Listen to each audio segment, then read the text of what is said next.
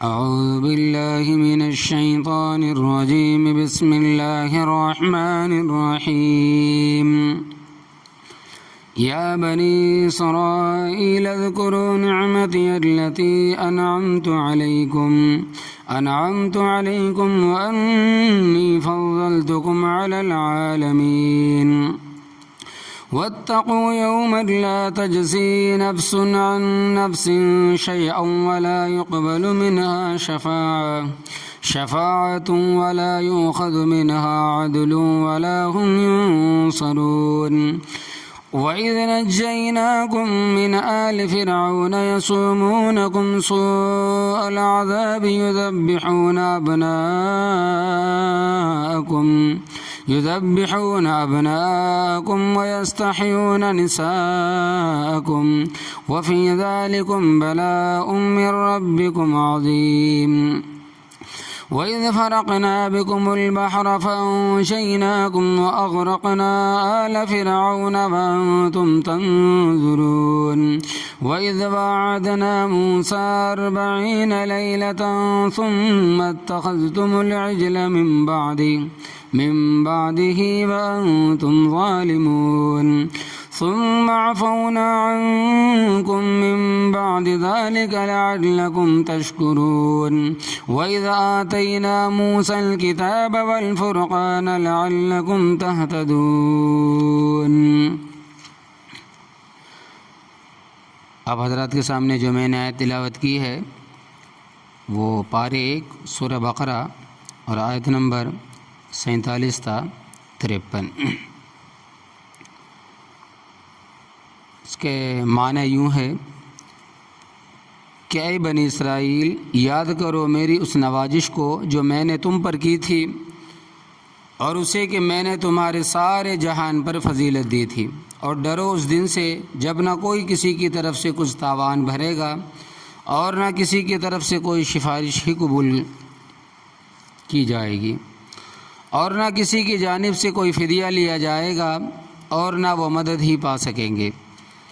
اور یاد کرو جب ہم نے تمہیں فرعونیوں سے چھٹکارا دلایا جو تمہیں بدترین دکھ پہنچاتے تھے، تمہارے بیٹوں کو ذبح کرتے تھے اور تمہاری عورتوں کو زندہ رہنے دیتے تھے، اور اس میں تمہارے رب کی طرف سے بڑی آزمائش تھی۔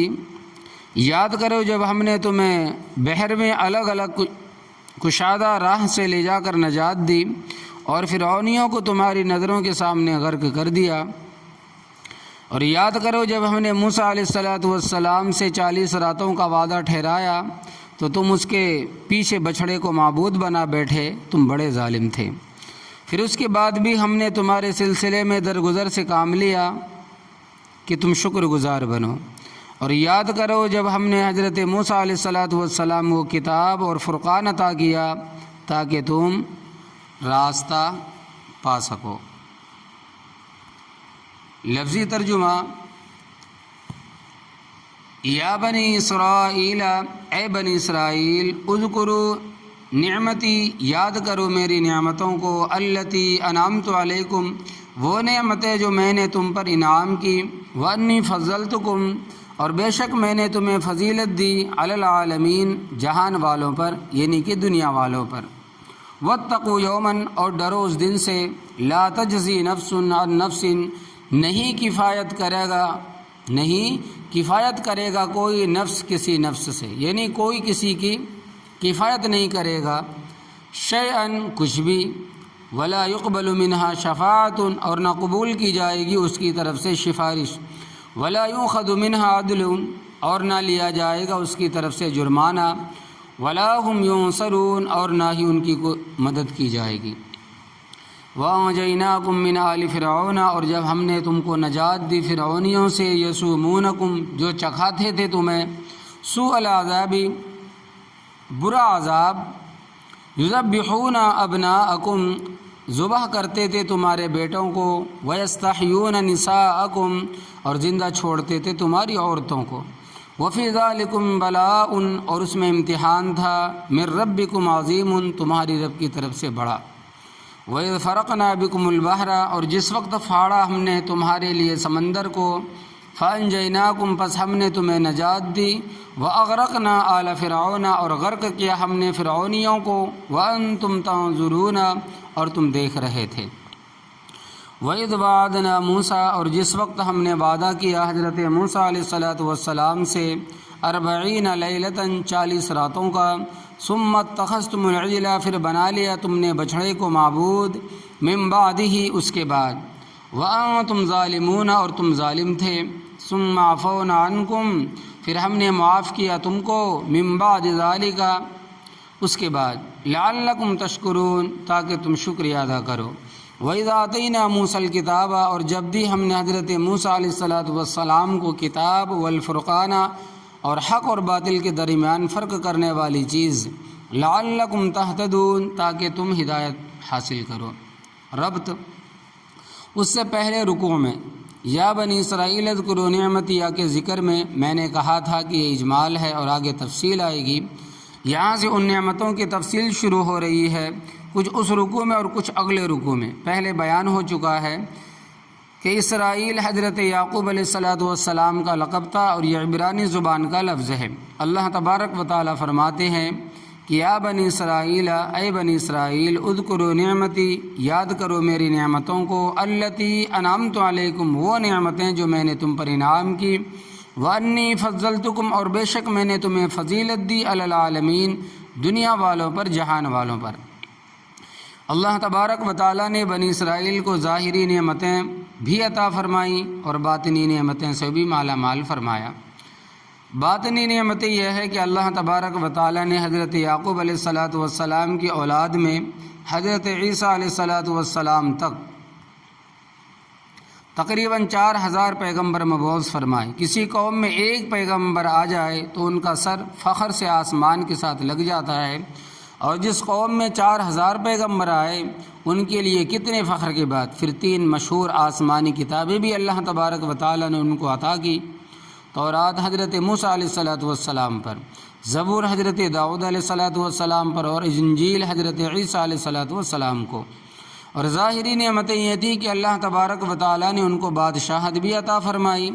حضرت یوسف علیہ السلام حضرت یعقوب علیہ السلام کے حقیقی بیٹے تھے۔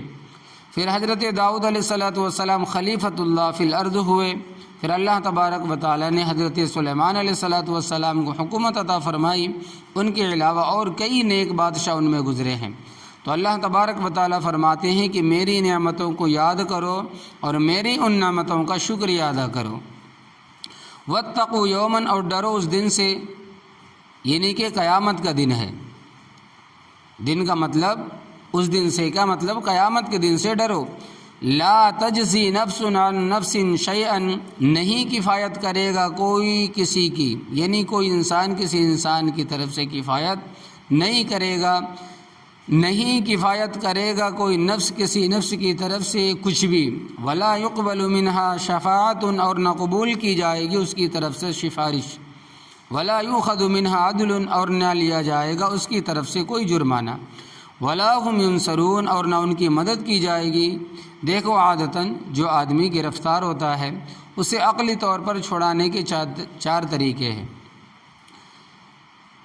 ایک طریقہ یہ ہے کہ اس کا کوئی شخص ضامن بن جائے کہ یہ بھاگے گا نہیں، میں اس کو عدالت میں پیش کروں گا، جو کچھ اس کے ذمہ ہے، رقم وغیرہ جو امانت ہے، میں اس کی ضمانت دے کر چھڑا لیتا ہوں، یعنی کہ میں اس کا ضامن ہوں۔ دوسرا طریقہ یہ ہے کہ سفارش کے ذریعے چھڑا لیا جاتا ہے، کہ کوئی سفارش کرتا ہے تو چھوڑ دیا جاتا ہے۔ تیسرا طریقہ یہ ہے کہ جرمانہ دے کر چھڑا لیا جاتا ہے، یعنی کہ رشوت دے کر، پیسے دے کر، جرمانہ دے کر چھڑا لیا جاتا ہے۔ چوتھا طریقہ یہ ہے کہ حلہ بول کر تھانے سے چھڑا لیا جاتا ہے۔ اللہ تبارک و تعالیٰ فرماتے ہیں کہ قیامت والے دن ان میں سے کوئی طریقہ بھی کام نہیں آئے گا، نہ تو کوئی انسان کسی انسان کی طرف سے کفایت یعنی ضمانت دے سکے گا، نہ کسی کی سفارش قبول کی جائے گی، اور نہ ہی جرمانہ لیا جائے گا، اور نہ ہی حلہ بول کر چھڑا سکیں گے۔ آگے ان انعامات کا ذکر ہے، آگے ان انعامات کا ذکر ہے جو بنی اسرائیل پر مختلف اوقات اور مختلف زمانوں میں ہوئے۔ وَإِذْ نَجَّيْنَاكُمْ مِنْ آلِ فِرْعَوْنَ، اور جب ہم نے تم کو نجات دی فرعونیوں سے، یسومونکم سوء العذاب، جو چکھاتے تھے تمہیں برا عذاب، بڑا عذاب، یذبحون ابناءکم، ذبح کرتے تھے تمہارے بیٹوں کو، انہی لڑکوں کو فرعون ذبح کر دیتا تھا، وَيَسْتَحْيُونَ نِسَاءَکُمْ، اور زندہ چھوڑ دیتے تھے تمہاری عورتوں کو، یعنی تمہاری بچیوں کو اور تمہاری عورتوں کو زندہ چھوڑ دیتے تھے۔ فرعون عبرانی زبان کا لفظ ہے، اس کے معنی بادشاہ اور صدر ہے۔ اس وقت کے بادشاہ کا لقب فرعون تھا۔ بہت سے سارے ایسے صدر اور فرعون گزرے ہیں، نام ان کے مختلف تھے، جیسے کہ ہمارے ملک کے اندر جو پی ایم کا لفظ ہے، جس کو ہم پی ایم کہتے ہیں، صدر کہتے ہیں، تو اس زمانے میں ان کا لقب تھا۔ کوئی بھی اس ملک میں اگر صدر بن جائے تو اس کو پی ایم سے کہتے ہیں کہ پردھان منتری۔ تو اس زمانے میں فرعون کہا جاتا تھا۔ تو یوسف علیہ السلام کے زمانے کا فرعون کا نام تھا ریان ابن ولید رحمۃ اللہ علیہ۔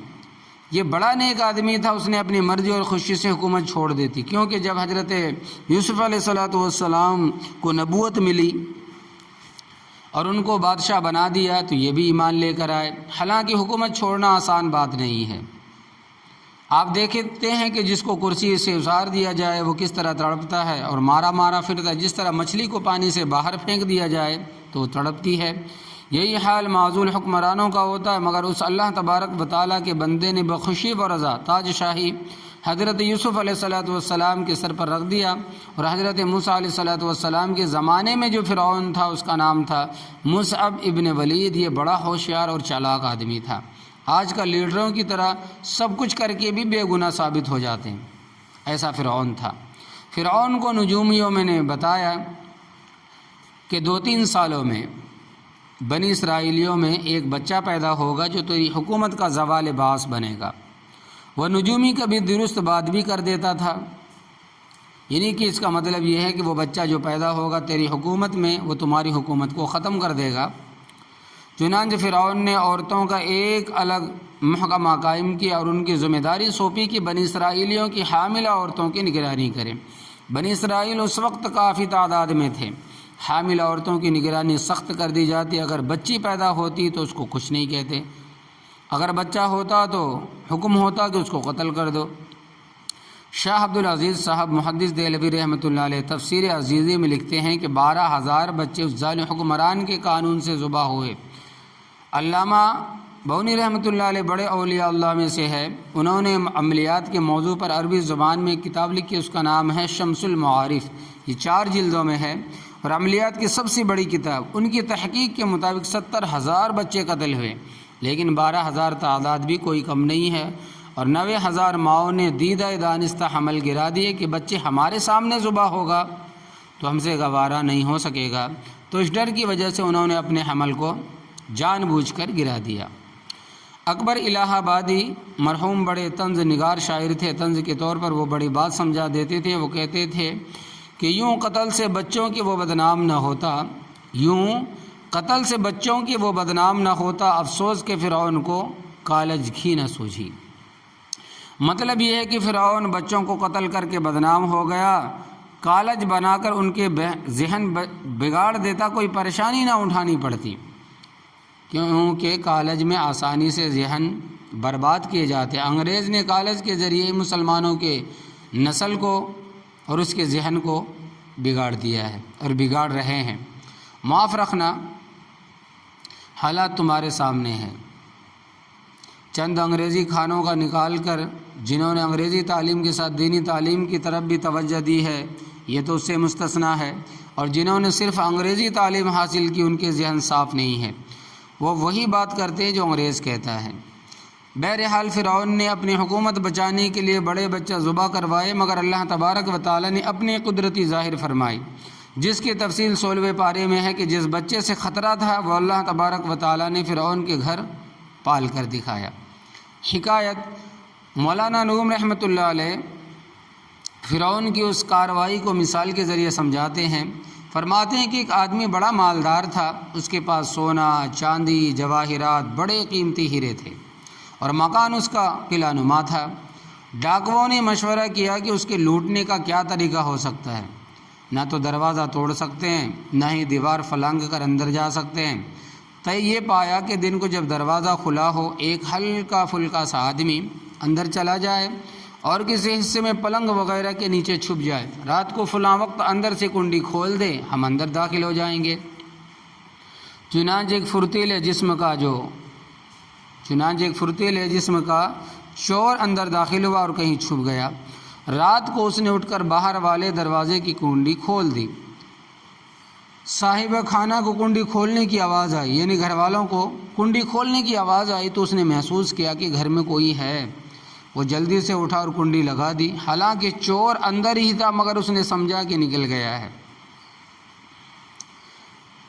درے بست وزد اندر خانہ بود، حلہ فرعون زی افسانہ بود۔ دروازہ بند کر دیا، حالانکہ چور اندر ہے، اس لیے فرعون کی تدبیر ایک کہانی بن گئی، کامیاب نہ ہو سکی۔ اے ظالم، تو نے 12,000 بچے ذبح کروائے، قتل کروائے، اور جس نے تیرا بیڑا غرق کرنا تھا وہ تیرے گھر میں پرورش پا رہا ہے۔ اللہ تبارک و تعالیٰ نے کہا، میں تیرے گھر پال کر دکھاؤں گا۔ مکمل 30 سال تک حضرت موسیٰ علیہ السلام فرعون کے گھر پلتے رہے، بچوں کو ذبح کرتا رہا، عورتوں کو زندہ چھوڑتا رہا۔ فرمایا وفی ذالکم بلاء، اور اس میں امتحان تھا، من ربکم عظیم، تمہارے رب کی طرف سے بڑا۔ حضرت موسیٰ علیہ السلام کو اللہ تبارک و تعالیٰ نے حکم دیا کہ تم اپنے بھائی ہارون علیہ السلام اور ان ساتھیوں کو جو ہزاروں کی تعداد میں مرد عورتیں بچے تھے لے کر یہاں سے ہجرت کر کے چلے جاؤ اور فلسطین میں جا کر رہو۔ بنی اسرائیل جتنا سامان اٹھا سکتے تھے وہ لے لیا اور رات کو یہاں سے نکل گئے۔ اتنی مخلوق جب اکٹھی نکلتی ہے تو شور شرابہ ہوتا تو ہے۔ فرعون اور اس کے وزیر اعظم حامان کو جب پتہ چلا تو انہوں نے ہنگامی حالات کا اعلان کر دیا۔ فرعون اپنی فوج لے کر ان کے پیچھے نکل پڑا، ان کے تعاقب میں نکل پڑا۔ بنی اسرائیل سحری کے وقت دریائے کلزم کے قریب پہنچے جو خاصا گہرا تھا۔ پیچھے فرعون کی فوجیں بھی ڈھول بجاتی، گانے گاتی، اچھلتی کودتی پہنچ گئی۔ بنی اسرائیل فرعون کی فوجوں کو دیکھ کر پریشان ہو گئے اور حضرت موسیٰ علیہ السلام سے کہا، اب ہم کیا کریں گے؟ پیچھے فرعون ہے اور آگے دریا ہے۔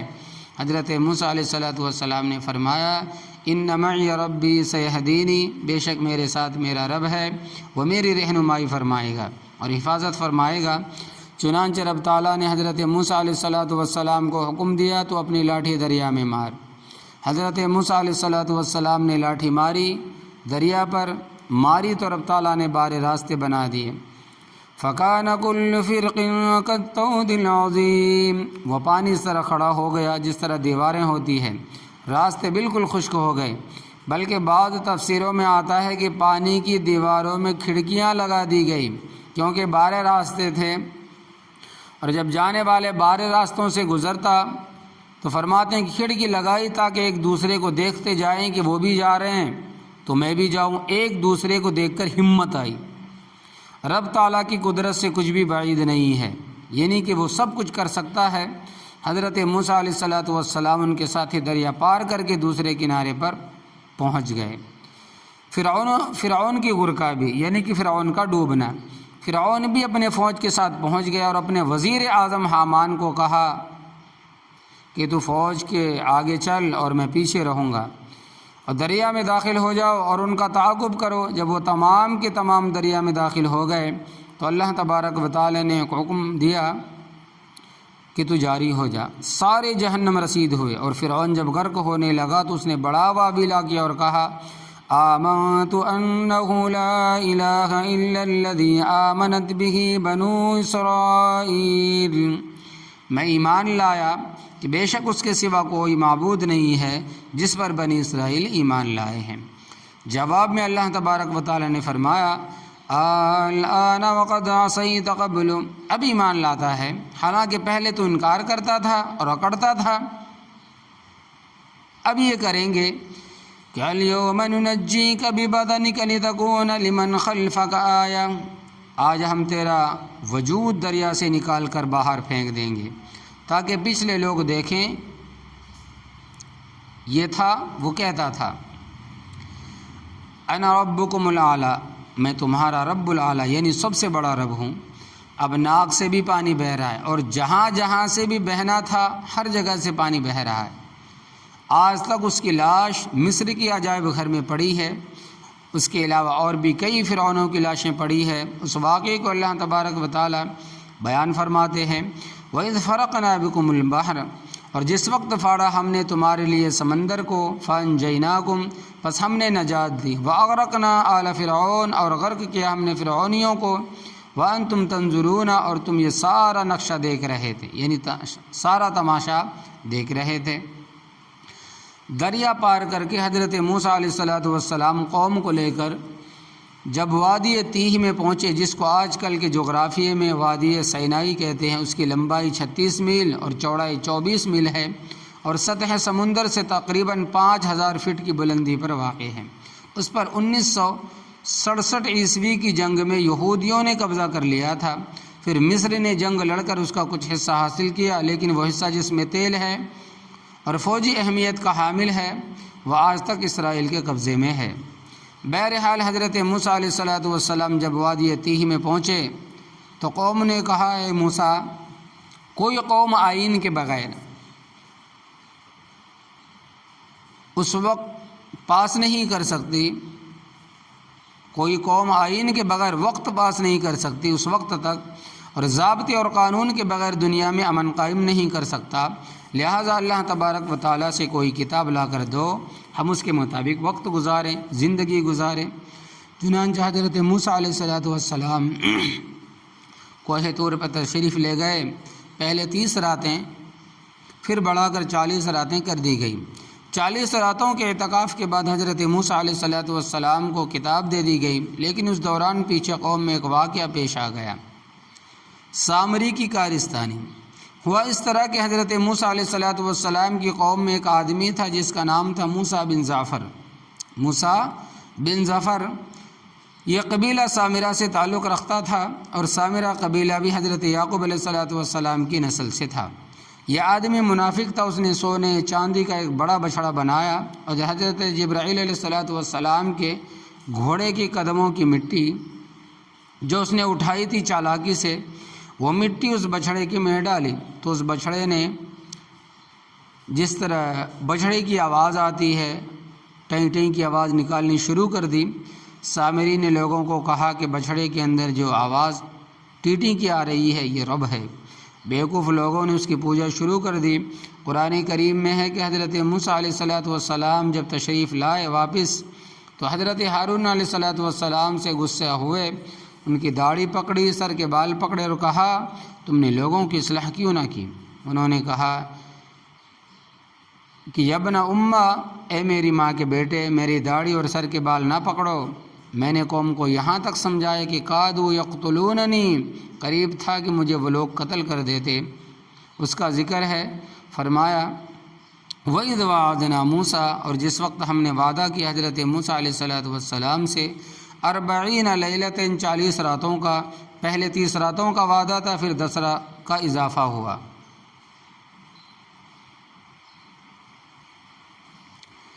فَتَمَّ مِيقَاتُهُ 40 لیلۃ، بس 40 راتیں پوری کی، روزانہ ایک تختی ملتی تھی، اور یہ تختیاں 30 راتوں کے بعد ملنا شروع ہوئی۔ کل 10 تختیاں تھیں۔ پھر تم نے کیا فرمایا ثم اتخذتم العجل، پھر بنا لیا تم نے بچھڑے کو معبود، من بعدہ، ان کے جانے کے بعد، وانتم ظالمون، اور تم ظالم تھے۔ جس رب کی تم نے اتنی نعمتیں دیکھی اس کو چھوڑ کر صرف بچھڑے کی ٹیٹی کے پیچھے لگ گئے۔ لوگ شعبدہ بازی، کرشمے دیکھ کر پیچھے لگ جاتے اور کچھ سوچتے سمجھتے نہیں ہے۔ حضرت صلی اللہ علیہ وسلم کی پیشن گوئی دجال کے بارے میں، چنانچہ فرماتے ہیں کہ جب دجال آئے گا اور وہ رب ہونے کا دعویٰ کرے گا، لوگ اسے کہیں گے کہ اگر تو رب ہے تو بارش برسا، کیونکہ بارش نہیں ہو رہی تو مسمرزم اور جادو کے ذریعے مصنوعی بادل اکٹھے کرے گا اور بارش برسائے گا۔ لوگ کہیں گے واقعی یہ سچا رب ہے۔ کچھ لوگ اس کو کہیں گے کہ ہم بڑے غریب ہیں، بھوکے ہیں، ہمیں مال چاہیے۔ وہ زمین پر پر مارے گا، زمین سے سونا چاندی نکل آئے گا، لوگ اس کے پیچھے چل پڑیں گے۔ دنیا داروں کو اور کیا چاہیے؟ حضرت صلی اللہ علیہ وسلم نے فرمایا کہ میں تمہیں ایک علامت بتاتا ہوں کہ دجال آورو یعنی کہ کانا ہوگا، وَإِنَّ رَبُّكُمْ لَيْسَ بِأَعْوَرٍ اور بے شک تمہارا رب کانا نہیں ہے۔ تو بنی اسرائیل نے بچھڑے کو معبود بنا لیا، تو اللہ تبارک و تعالیٰ فرماتے ہیں ثُمَّ عَفَوْنَا عَنْكُمْ پھر ہم نے معاف کیا تم کو، مِن بَعْدِ ذَلِكَ اس کے بعد، لَعَلَّكُمْ تَشْكُرُونَ تاکہ تم شکریہ ادا کرو، وَإِذَا آتَيْنَا مُوسَى الْكِتَابَ اور جب دی ہم نے حضرت موسیٰ علیہ السلام کو کتاب یعنی تورات، جس کا تمام آسمانی کتابوں میں قرآن کریم کے بعد بہت بلند مقام ہے اور بڑی جامع کتاب ہے، والفرقان اور معجزے دیے جن کے ذریعے حق اور باطل کے درمیان فرق ہوتا تھا۔ بہت سارے معجزے تھے، ان میں سے ایک وہ عصائے مبارک بھی تھا، جب اس کو پھینکتے تھے تو وازدہا بن جاتا تھا اور مقابلے میں آنے والے جادوگروں کے سارے سانپوں کو نگل جاتا تھا، پھر جب اس کو ہاتھ لگاتے تھے تو واسع ہو جاتا تھا۔ فَوَقَعَ الْحَقُّ وَبَطَلَ مَا كَانُوا يَعْمَلُونَ اللہ تبارک و تعالیٰ نے ان معجزات کے ذریعے حق کو ظاہر کیا اور ان کی کارروائی کو باطل کیا، لَعَلَّكُمْ تَهْتَدُونَ تاکہ تم ہدایت حاصل کرو۔